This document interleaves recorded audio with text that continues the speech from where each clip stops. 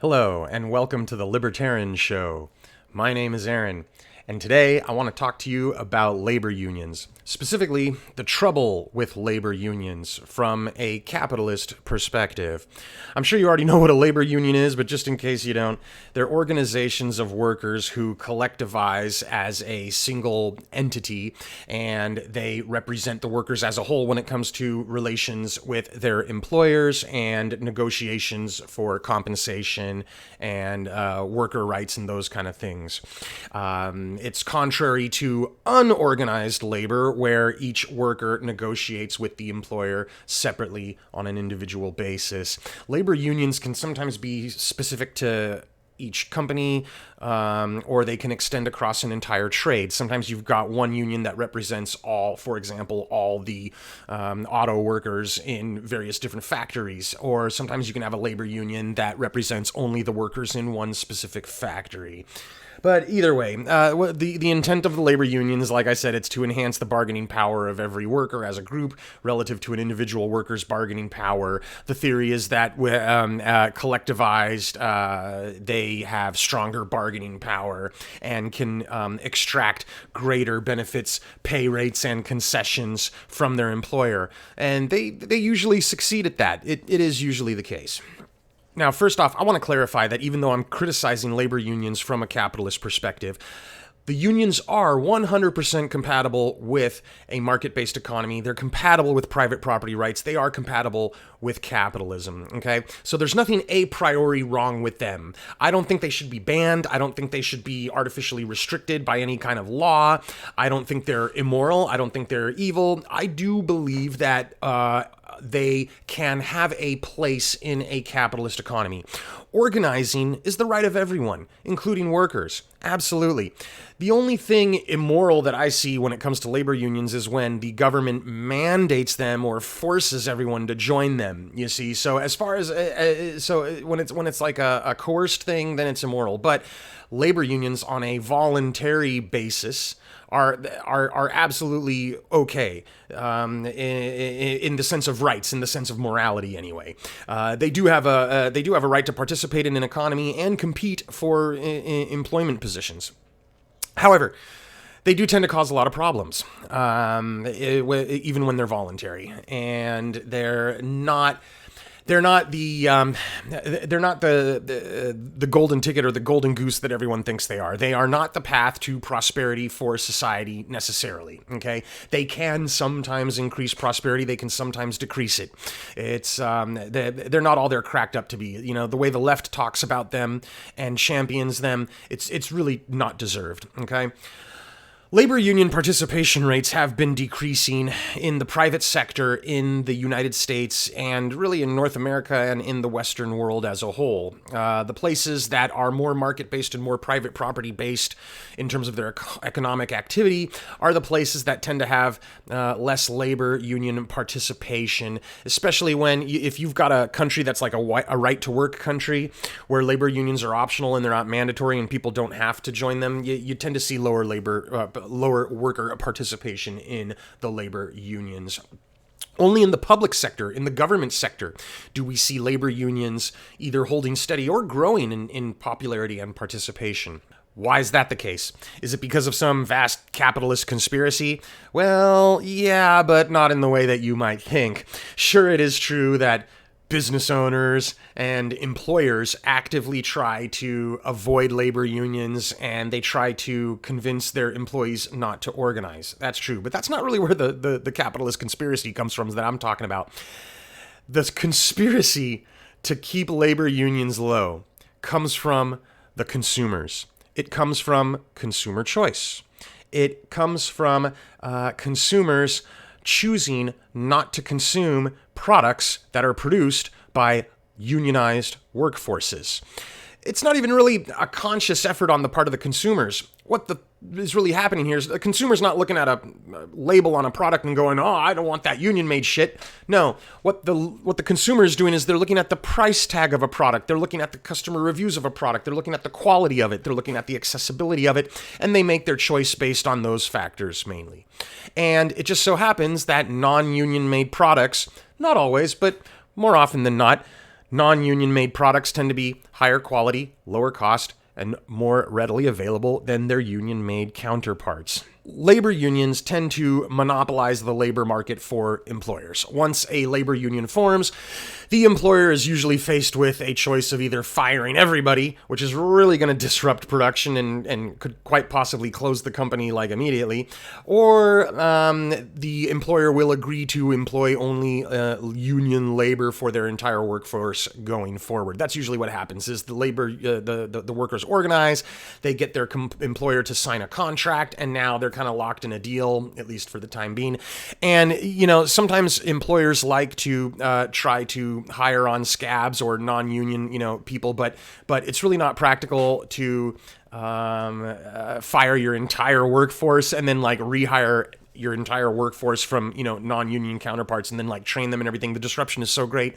The monetary loss that's incurred is usually pretty large. So a lot of times employers, avoid firing everybody and they just decide to go and, negotiate with the labor union. So what happens when you sign a contract and you agree to go work or, negotiate with the labor union and employ union labor? What you've basically got is a monopolized workforce, The labor union will immediately go to task with negotiating concessions from the employer. They want to make life easier for the workers, of course. They'll get higher pay rates negotiated. They'll get more generous and expensive benefits, more generous insurance plans, more generous retirement benefits. They will also negotiate for things like shorter work hours and other concessions that will not only increase the cost of production, but they also reduce the quantity of productive output for a given amount of time. So you've got more cost, you've got more cost in terms of money and time to produce a single widget. And because the unions make it harder to fire employees, even bad employees, it tends to lower the quality of the product. The unions protect workers from being held accountable to their quality of work, at least to some degree. And the widget quality that the company produces, suffers as a result. So the thing is that the vast majority of time, consumers have plenty of competing suppliers to choose from when they're buying their products. Many of those suppliers are non-union suppliers. And the consumer doesn't really care. Like I said, they don't really care whether the product is union made or not. They just want the best bang for the buck. And that naturally tends to be the non-union products. Not all the time, but more often than not. So the union-staffed company, once it goes union, it'll see a drop in sales. It'll see a drop in market share. And the non-union companies, on the other hand, will find themselves with increased market share, increased sales. And that non-union company will grow while the union company withers. Okay, the consumer is making the choice. The consumer is choosing whether the union labor is desired or not. It's really up to the consumer more than it is the employer. In the grand scheme of things. That phenomenon, it's kind of funny because it'll even affect unionized labor. So there's a lot of people who agitate for unionization of workforces, and there are a lot of union members out there who tell all their non-union counterparts that they should go and form a union, but those agitators that are pro-union when it comes to talk, and the union members, they will still do the same thing that other consumers do, which is shop for the best bang for the buck. They'll look for the higher quality product that's more available at the lower price. And that tends to be a non-union product. See, the money talks and the bullshit walks, right? Or the money is speaking louder than the voice. So even if you go and sit there and picket and agitate for union membership during the daytime, when it's the evening and you go shopping, you are not going to reward union companies with your dollars more often than not. You're going to buy the non-union product. You're going to reward the non-union company, even though you're a pro-union, you have pro-union sentiments. Let me give you an example, a historical example in America that was relatively recent. In the there's called the Big Three automakers in the USA. It's Ford, GM, and Chrysler. And in the 50s and 60s, they just absolutely dominated the automotive market in America. Almost nobody bought foreign automobiles. Everyone was buying from the Big Three in the USA. And then the union agitation and union membership kept going up in the automaker factories, in the Big Three factories, and the quality of the cars suffered. The quality of them suffered. The prices were a little bit higher, and so on. And foreign automakers were able to take advantage of that with their superior quality and their lower price and their cars that were more aligned toward consumer demand, what the consumer wanted. So what happened was, the Rust Belt, where all the big factories, the big domestic automotive factories were, that Rust Belt withered, and union factories suffered, and they had to shut down factories because there wasn't consumer demand, and the companies were losing money. Meanwhile, the foreign automakers, particularly Japanese automakers, but also some European automakers, they were able to make inroads and they were able to gain market share. And nowadays in America, like Hondas and Toyotas and Volkswagens have huge market share, way more than they used to have in the 70s and 80s relative to, Ford and Chrysler and so on. So that's probably one of the most famous examples, really. Here's the thing. Some workers in America today are aware of the problems that unions can cause and how unions can undermine their own job security. They're not stupid. They know the history. And we've actually seen recently several high-profile rejections of attempts to unionize workforces, rejections that came from within the workforce themselves. And these were relatively recent phenomenons that happened within the last 10 years or less. There's a few examples I want to cite that I think are kind of interesting. First off, the Fuyao Glass Company, okay? Chinese company comes to America, opens up a factory, and they're making automotive glass here in the USA. And they hired a bunch of non-union workers. And then some workers weren't satisfied with the working conditions, and they tried to agitate to form a union. They held a vote, and the vote was a blowout against unionization. It was like 3-1 or something. I forget the number, but I cite the number in a previous video. I actually did a video about this. The Fuyao Glass Company was featured in the documentary called American Factory. It won an Oscar, and I did a video about that recently.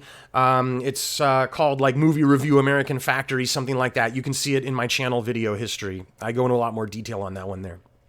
Another high-profile union fail, and this is a favorite one of mine, it was the NUMMI plant in Northern California. That's NUMMI. There was basically in the 80s and 90s, there was this NUMMI plant in Northern California that was a GM-Toyota joint venture, and they produced cars, and they were unionized. And then you fast forward, that factory got shut down. It was idle for a little while. Then Tesla Motor Company comes by and buys the factory and starts making Tesla cars at that factory, okay? So then the United Auto Workers come around and they try and get the Tesla workers to unionize, okay? They try to get them to hold a vote. They were doing this thing like you hand out cards, and then the cards, if enough workers sign the cards, then they'll hold an official vote. Well, the workers refused to sign the cards, okay? And the vote was never even held. So, of course, the lefties ran with this. Oh, Elon Musk, stops the union vote from happening. They thwarted a union vote from even taking place. Oh, those nasty capitalists. Man, that is not what happened. Let me tell you what happened, okay? It is true that Tesla and Elon Musk pushed against unionization in the NUMMI plant. But that's not why the vote was not held. It was the workers themselves that refused to sign the cards, refused to even let the vote take place. The reason is because that NUMMI plant has a long history with the United Auto Workers Union, which is the union that was trying to reunionize when Tesla came into town. What happened was, back when it was the GM-Toyota joint venture, there was, the plant was manufacturing certain styles of cars, and then those cars stopped being manufactured, so the union got into negotiations with GM and Toyota whether or not they were going to produce a new model at that factory, a new car model at the factory. And the UAW, the United Auto Workers, basically threw the workers in that plant under the bus. And long story short, they failed to reach a deal. The demands were too unreasonable, and GM and Toyota decided to cease the joint venture and just close the factory. And they were like, it's not going to make financial sense for us.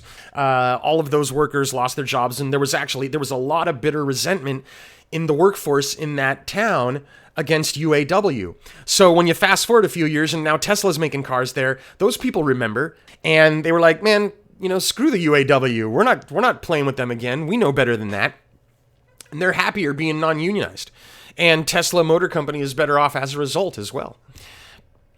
So those are just two recent examples that I came up with off the top of my head. There's many more. Actually, as I am recording this video, there is an Amazon warehouse in the South. I believe it's in Alabama that held a vote to unionize, and they're counting the votes right now. I'm not sure, but I'm kind of betting my money that this vote will end up being turned down, and that the Amazon Amazon warehouse rather, I don't think they're going to unionize based just on the recent high-profile unionization rejections that have been happening in big workplaces across the country. I could be wrong, but that's where I'm betting my money.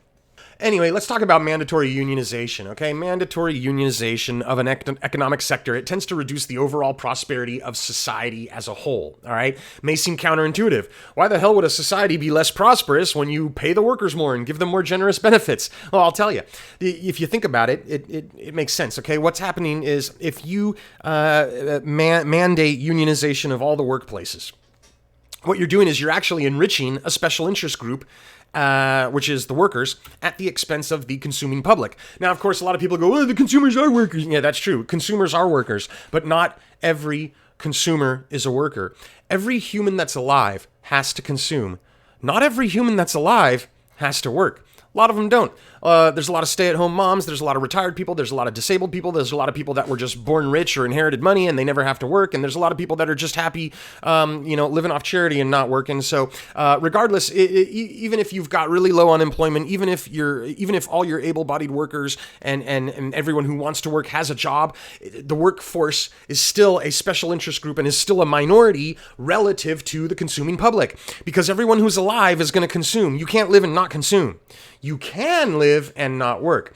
So when you benefit a special interest group, a minority, at the expense of the society as a whole, which is the consuming public, you're going to end up with a net loss. Okay, that's what you're going to end up with. All right. Now let me give you an example. New Zealand used to have mandatory unionization laws for the entire workforce back in the 1960s and 1970s. And their quality of life was just so-so, the country's quality of life was so-so. But then it was the late 70s or early 80s, New Zealand got a new government, and the government scrapped all the mandatory unionization laws. They became a right-to-work country. Well, what happened? Two things. Unionization plummeted like a stone in New Zealand after that law was changed. It went way down. So, of course, a lot of people will say, well, less union members in New Zealand means they must have really suffered, man, and then the quality of life went down. No, that's not what happened. The quality of life went up, okay? Prosperity in New Zealand went up. Productivity soared. New Zealand found itself, now that the union membership plummeted, New Zealand found itself in a situation where it had more goods and services available at higher quality at lower cost. Hey, that's what happens when you lower the cost of production. Now, you might think at first that a reduction of unionization is bad because it results in lower worker compensation. That's absolutely not what happened. It is true workers got lower compensation, but that was more than offset by the increase in productivity, the increase in quality, and the reduction in cost of every widget that was being produced. Okay, so the consumers, the society as a whole, they benefited, and the special interest group, the workers, lost. Okay, it's a net benefit because you're ultimately getting more and paying less. Okay, that's just the truth. It's a mistake. Also, man, I want to say it's a mistake to focus on workers. All right, everyone on the left and a lot of people across all the political spectrum, they accept this focus on the workers. Everything's about the workers.